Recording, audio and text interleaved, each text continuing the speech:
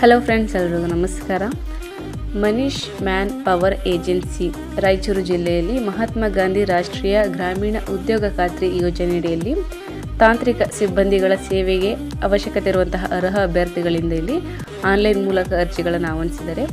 ಇದಕ್ಕೆ ಅಪ್ಲಿಕೇಶನ್ ಹಾಕಬೇಕು ಅಂದರೆ ಇವರ ಒಂದು ಅಫಿಷಿಯಲ್ ವೆಬ್ಸೈಟ್ ಆದಂತಹ ಜಿಲ್ಲಾ ಪಂಚಾಯತ್ ರಾಯಚೂರು.ಕರ್ನಾಟಕ.gov.in ಈ ಒಂದು ಅಫಿಷಿಯಲ್ ವೆಬ್ಸೈಟ್ಗೆ ಹೋಗಿ ನೀವು ಅಪ್ಲಿಕೇಶನ್ ಹಾಕಬೇಕಾಗುತ್ತೆ. ಓಕೆ, ನೀವು ಆನ್ಲೈನ್ ಮೂಲಕವೇ ನೀವು ಅಪ್ಲಿಕೇಶನ್ ಹಾಕಬೇಕಾಗುತ್ತೆ. ನಂತರ ನಾವು ಈ ಒಂದು ರಿಕ್ವೈರ್ಮೆಂಟ್ ಸಂಬಂಧಪಟ್ಟಂತೆ ಹುದ್ದೆಗಳ ವಿವರಗಳು ಹಾಗೂ ವಿದ್ಯಾರ್ಹತೆಯನ್ನು ನೋಡ್ತಾ ಹೋಗೋದಾದರೆ, ಮೊದಲನೇದಾಗಿ ತಾಂತ್ರಿಕ ಸಂಯೋಜಕರಲ್ಲಿ 2 ಹುದ್ದೆಯನ್ನು ಕನ್ಫರ್ಮ್ ಮಾಡಿದ್ದು, ವಿದ್ಯಾರ್ಹತೆ BE BTech ಸಿವಿಲ್ ಮಾಡಿರೋರು ನೀವು ಅಪ್ಲಿಕೇಶನ್ ಹಾಕ್ಬೋದು.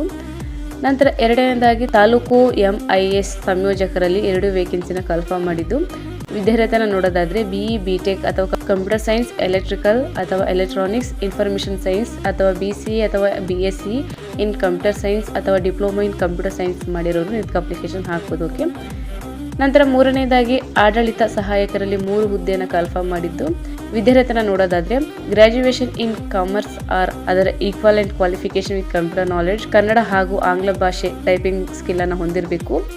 ನಂತರ ಗಣಕಯಂತ್ರ ನಿರ್ವಾಹಕರು ಇದಕ್ಕೆ ಸಂಬಂಧಪಟ್ಟಂತೆ 2 ಹುದ್ದೆಯನ್ನು ಕನ್ಫರ್ಮ್ ಮಾಡಿದ್ದು, ಇದರ ಒಂದು ವಿದ್ಯಾರ್ಹತೆಯನ್ನು ನೋಡೋದಾದರೆ graduation or other equivalent qualification with computer knowledge, Kannada ಹಾಗೂ ಆಂಗ್ಲ ಭಾಷೆ ಟೈಪಿಂಗ್ ಸ್ಕಿಲ್ಲನ್ನು ಸಹ ನೀವು ಹೊಂದಿರಬೇಕು ಅಂತ ತಿಳಿಸಿದರು. ಓಕೆ, ನಂತರ ವಯೋಮಿತಿಯನ್ನು ನೋಡೋದಾದರೆ ಎಲ್ಲ ಹುದ್ದೆಗಳಿಗೆ ಅನ್ವಯವಾಗುವಂತೆ ಗರಿಷ್ಠ ವಯೋಮಿತಿ 40 ವರ್ಷಗಳು.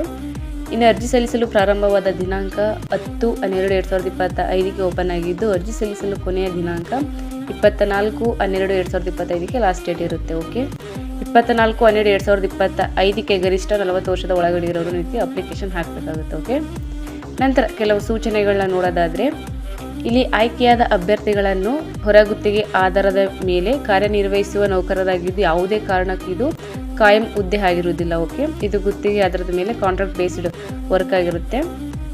ನಂತರ ರಾಯಚೂರು ಜಿಲ್ಲಾ ಪಂಚಾಯತ್ ಕಾರ್ಯಾಲಯ ಹಾಗೂ ಅಧೀನ ಕಚೇರಿಗಳಲ್ಲಿ ಕಳೆದ 5 ವರ್ಷಗಳಲ್ಲಿ ಸೇವೆಯಿಂದ ತೆಗೆದುಹಾಕಿದ ಅಥವಾ ವಜಾಗೊಳಿಸಿದ ಅಥವಾ ರಾಜೀನಾಮೆ ನೀಡಿದ ಅಥವಾ ಸೇವೆ ಹಿಂದಿರುಗಿಸಿದ ಅಭ್ಯರ್ಥಿಗಳ ಅರ್ಜಿಗಳನ್ನು ಪರಿಗಣಿಸಲಾಗುವುದಿಲ್ಲ.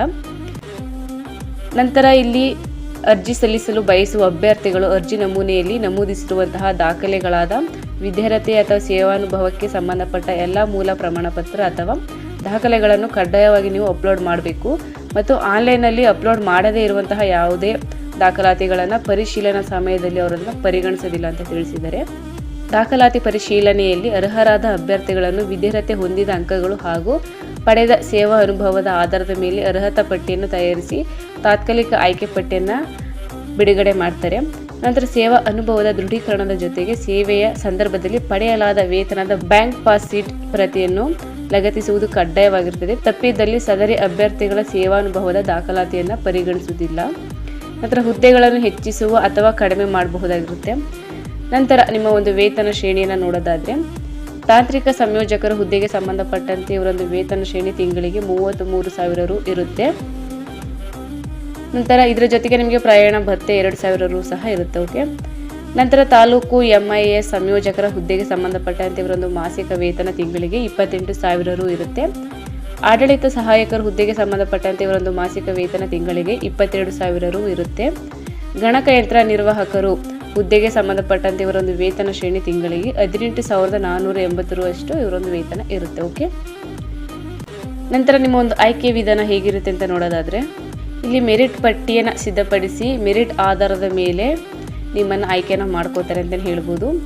ಅಂದರೆ ಇಲ್ಲಿ ಎಲ್ಲ ಹುದ್ದೆಗಳಿಗೆ ಅನ್ವಯವಾಗುವಂತೆ ಕನಿಷ್ಠ ವಿದ್ಯಾರ್ಹತೆಗೆ ನಿಮಗೆ 100 ಅಂಕಗಳಿಗಿರುತ್ತೆ. ಸ್ನಾತಕೋತ್ತರ ಪದವಿಗೆ 10 ಅಂಕಗಳಿರುತ್ತೆ. ಇನ್ನು ಅನುಭವಕ್ಕೆ ತಕ್ಕಂತೆ ಗರಿಷ್ಠ 10 ಅಂಕಗಳಿವರು ನಿಗದಿಪಡಿಸಿರ್ತಾರೆ. ಓಕೆ, ಇದರ ಒಂದು ಆಧಾರದ ಮೇಲೆ ಅವರು ಮೆರಿಟ್ ಪಟ್ಟಿಯನ್ನು ತಯಾರಿಸಿ ನಿಮ್ಮನ್ನು ಆಯ್ಕೆನ ಮಾಡ್ಕೋತಾರೆ. ಓಕೆ, ಸೊ ಇದಿಷ್ಟು ಮನೀಶ್ ಮ್ಯಾನ್ ಪವರ್ ಏಜೆನ್ಸಿ ಕಲಬುರಗಿಯಲ್ಲಿ ಕನ್ಫರ್ಮ್ ಮಾಡಿರುವಂತಹ ತಾಂತ್ರಿಕ ಸಿಬ್ಬಂದಿಗಳ ಹುದ್ದೆಗಳಿಗೆ ಸಂಬಂಧಪಟ್ಟಂತೆ ಮಾಹಿತಿ ಇದಾಗಿರುತ್ತೆ.